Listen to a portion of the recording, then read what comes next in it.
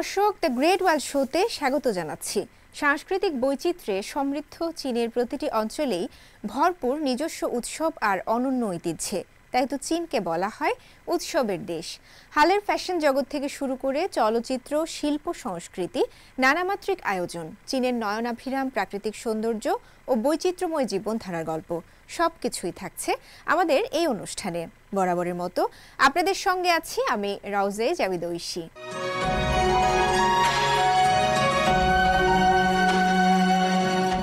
চীনের অন্যতম ঐতিহ্যবাহী উৎসব মিড অটম ফেস্টিভ্যাল বা মধ্য শরৎ উৎসব। সোমবার গোটা চীনে ঘটা করে উদযাপন হয়েছে এই উৎসব। এদিন চাঁদের আলোয় জেগে ওঠে শহর আর গ্রাম, ঐতিহ্য, শিল্প আর আনন্দে ভরে ওঠে পুরো চীন। দেশটির অন্যতম ঐতিহ্যবাহী এই উৎসবে মানুষ পরিবার নিয়ে একত্রিত হয় এবং ঐতিহ্যবাহী নানা কার্যক্রমে অংশ নেয়। চীন ছাড়াও বিশ্বের বিভিন্ন প্রান্তে এই উৎসব উদযাপিত হয়। নানা প্রান্তে কেমনভাবে উদযাপিত হলো এই উৎসব, চলুন দেখে নেই।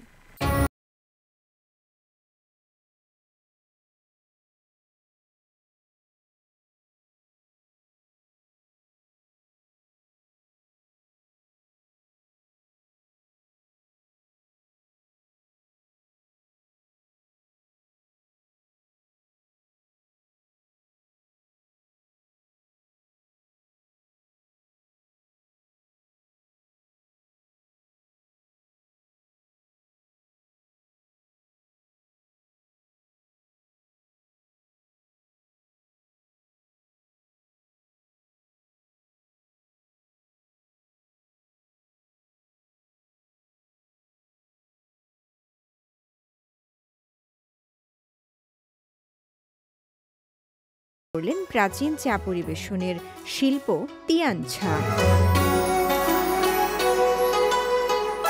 যা জনপ্রিয় ছিল 1000 বছর আগে সং রাজবংশের সময়। সেখানে স্থানীয় ভেজিটেরিয়ান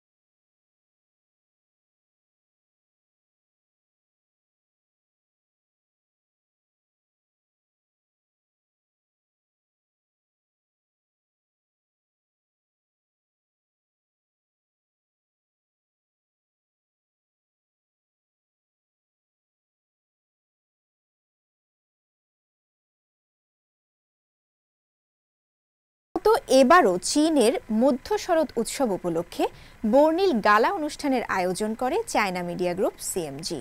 এই বছরের আয়োজন শুধু ঐতিহ্যের নয়, বরং ইতিহাস আর বীরত্বের গাথা নিয়েও ছিল এক অনন্য মঞ্চায়ন। এবার সিচুয়াং প্রদেশের ত ইয়াং শহরকে বেছে নেওয়া হয় গালার জন্য। সিচুয়াং প্রদেশের ত ইয়াং শহর, যেখানে প্রাচীন সভ্যতার নিদর্শন, শানসিংতুই প্রত্নস্থল আজও বলে যায় ৩,০০০ বছরের ইতিহাসের গল্প। এবারে মধ্য শরৎ উৎসব গালার মঞ্চ হিসেবে সিএমজি বেছে নিয়েছে এই ঐতিহাসিক শহরকে। ৩ ভাগে বিভক্ত গালার প্রথম অংশ full moon over the mountain, প্রকৃতি, সংস্কৃতি আর আবেগের মেলবন্ধন। স্নিগ্ধ চাঁদের আলো, পাহাড়ের ছায়া আর কাব্যিক সঙ্গীতের ছোঁয়ায় দর্শক হারিয়ে যায় স্বপ্নের ভুবনে। অনুষ্ঠানের এক অনন্য দৃশ্য ছিল ব্রোঞ্জ শিরোনামের পরিবেশনা। মানব নৃত্যশিল্পী আর মানবাকৃতির রোবট একসাথে তুলে ধরে সময়ের সেতুবন্ধন, যেখানে শানসিয়াতুংয়ের প্রাচীন ব্রোঞ্জ নিদর্শন আর আধুনিক প্রযুক্তির আলো একাকার হয়ে যায়। গালার দ্বিতীয় অধ্যায় মাই হোম টাউন, আপনজনের টান, ঘরে ফেরার অনুভূতি আর মানুষের আত্মপ্রত্যয়ের গল্প।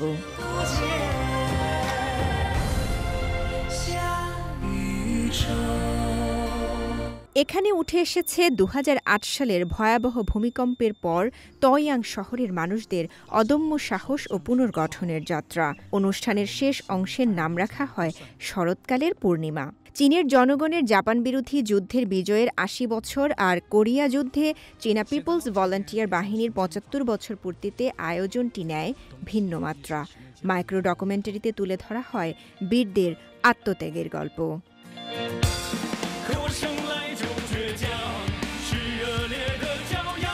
গালার শেষের দিকে ছিল ৪ ভাষায় পরিবেশিত এক সুন্দর সঙ্গীত।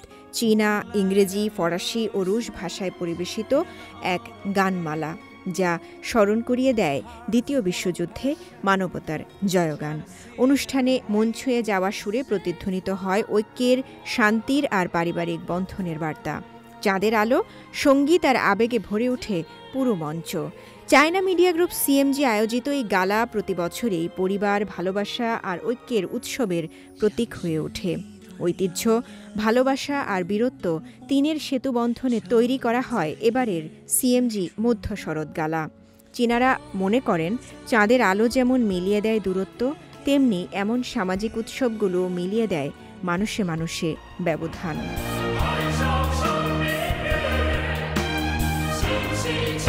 রাউজায়ে জাবিদা ঐশী, সিএমজি বাংলা।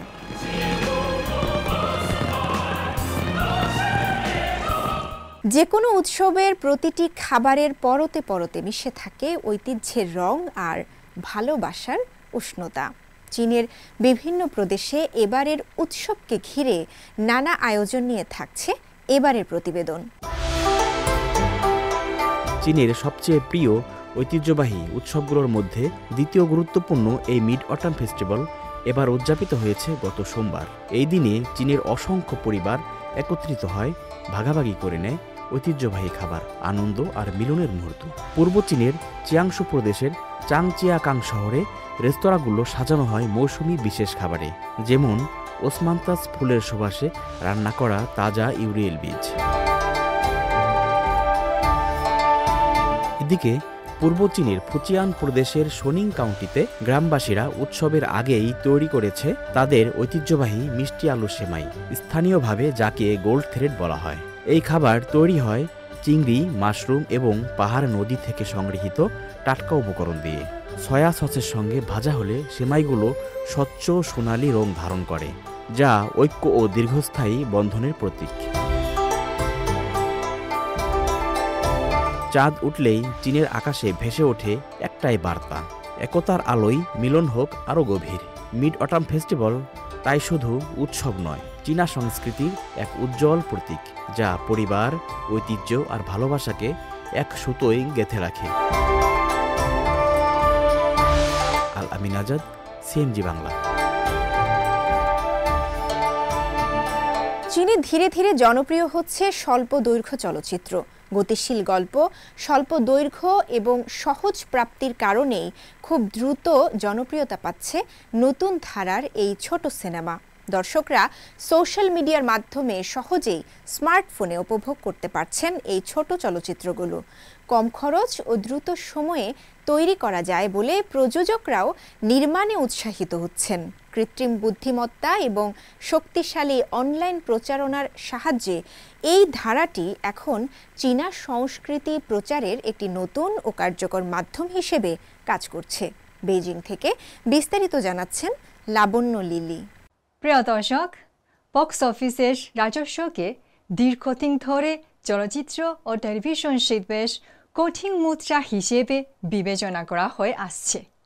তবে একটি উদীয়মান প্রবণতার কারণে এই ধারা ব্যাহত হওয়ার সম্ভাবনা রয়েছে।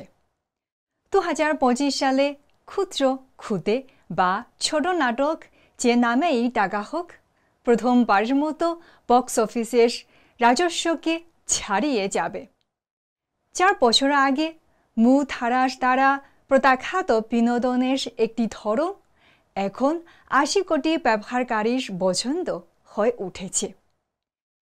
কেন গড়ে মাত্র কয়েক মিনিটের দৈর্ঘ্যের এই ধরনের বিষয়বস্তু এত অল্প সময়ের মধ্যে শতাব্দী প্রাচীন চলচ্চিত্র শিল্পকে ছাড়িয়ে যেতে সক্ষম হয়েছে?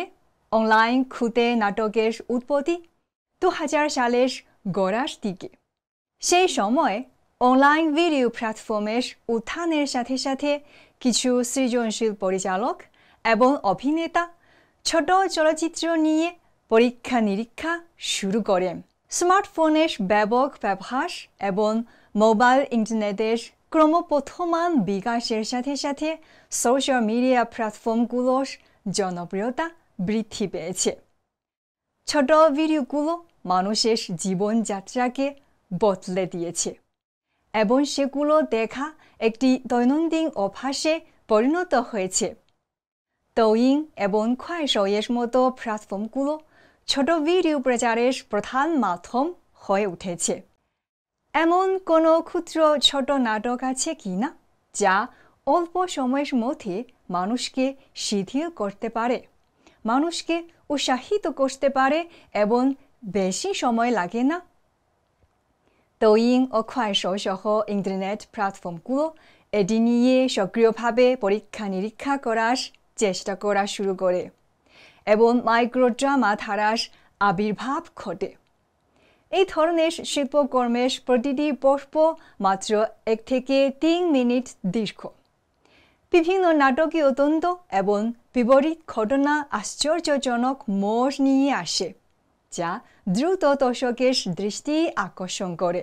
খুদে নাটকের বিস্ফোরক বৃদ্ধি কোনো দুর্ঘটনা নয়। ঐতিহ্যবাহী চলচ্চিত্র এবং টেলিভিশনের তুলনায় এটির প্রযোজনা চক্র এবং খরচও কম। প্ল্যাটফর্ম বিতরণ, অ্যালগরিদম এবং সামাজিক সংযোগের মাধ্যমে দ্রুত ব্যবহারকারীদের কাছে পৌঁছাতে পারে।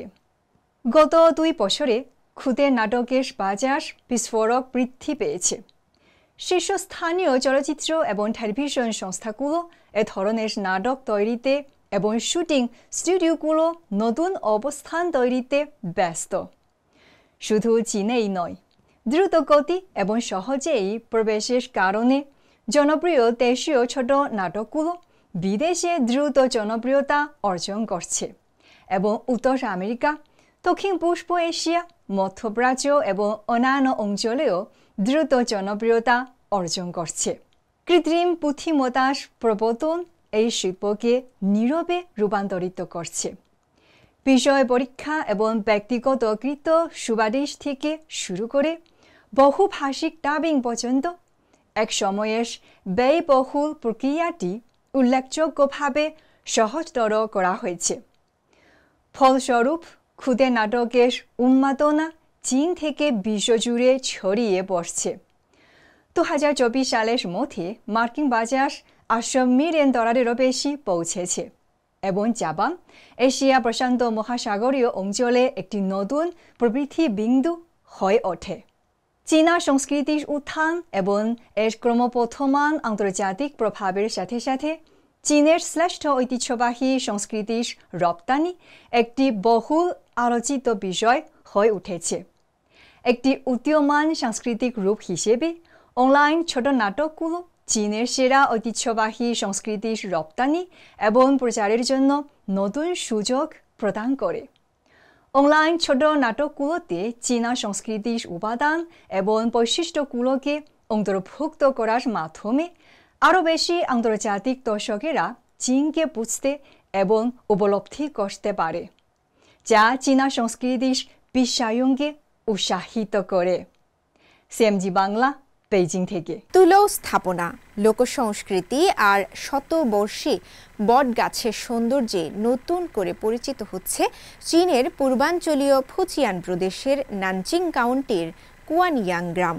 স্থানীয় ঐতিহ্যকে কেন্দ্র করে সেখানে গড়ে উঠছে সমৃদ্ধ পর্যটন শিল্প, যা গ্রামবাসীর জন্য খুলে দিয়েছে আয় ও কর্মসংস্থানের নতুন দিগন্ত। জাতিসংঘ পর্যটন সংস্থার বেস্ট ট্যুরিজম ভিলেজ 2024 তালিকায় অন্তর্ভুক্ত হল কুয়ানিয়াং সহ চীনের আরও 6টি গ্রাম। এর পেছনে মিশে আছে থুলো স্থাপনা, ঐতিহ্যবাহী লোক সংস্কৃতি আর শতবর্ষী বটগাছের সৌন্দর্য। এগুলো যেমন দৃষ্টিনন্দন, তেমনি কালের সাক্ষী হয়ে তা বিমুগ্ধ করে দর্শনার্থীদের। ফলে পর্যটন শিল্পে 2024 সাল সহ সর্বকালের তালিকায় এখন পর্যন্ত শীর্ষস্থান ধরে রেখেছে চীন।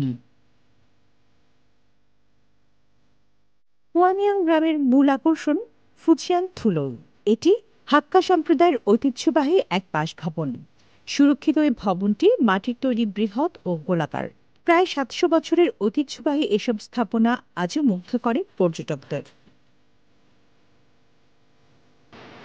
গ্রামের বিখ্যাত হুয়াই ইউয়ান লো থুলো 4 তলা বিশিষ্ট, 14.5 মিটার উঁচু এবং অভ্যন্তরে বৃত্তাকার করিডোর ঘেরা। থুলো নির্মাণে ব্যবহৃত হয়েছে মাটি, কাঠ ও বড় পাথর, আর এর বিম কাঠামো মাল্টিস্টেননযুক্ত কাঠের সংযোগে তৈরি, যা ভূমিকম্প প্রতিরোধে অত্যন্ত শক্তিশালী। অন্যদিকে হকুইলো হল 5 তলা ও 21.5 মিটার উচ্চতার বর্গাকার থুলো, যা ফুজিয়ানের সবচেয়ে উঁচু ঐতিহ্যবাহী মাটির স্থাপনা হিসেবে পরিচিত। প্রায় 3000 বর্গ কিলোমিটারের জলাভূমিতে নির্মিত এই ভবনের ভিত্তি গড়া হয়েছিল 200টিরও বেশি পাইন কাঠের খুঁটি দিয়ে। প্রায় 3 শতাব্দী পরও স্থাপনাটি টিকে আছে দৃঢ়ভাবে। 2008 সালে হুয়াই ইউয়ান ও হাকুই সহ 20টি থুলো ইউনেস্কোর বিশ্ব ঐতিহ্য তালিকায় স্থান পায়। এরপর থেকেই কুয়ানিয়াংয়ে পর্যটনের জোয়ার আসে। স্থানীয়রা ঐতিহ্যবাহী থুলো সংস্কার করে অতিথিশালা হিসেবে ব্যবহার করতে শুরু করেছেন, যেখানে প্রাচীন স্থাপত্যরীতি অক্ষুণ্ণ রেখে আধুনিক সুযোগ সুবিধা যুক্ত করা হয়েছে। গ্রামের অপর আকর্ষণ 8টি শতবর্ষী বটগাছের মনোরম সমাহার, যা দেশি বিদেশি পর্যটকদের কাছে অনন্য আকর্ষণ।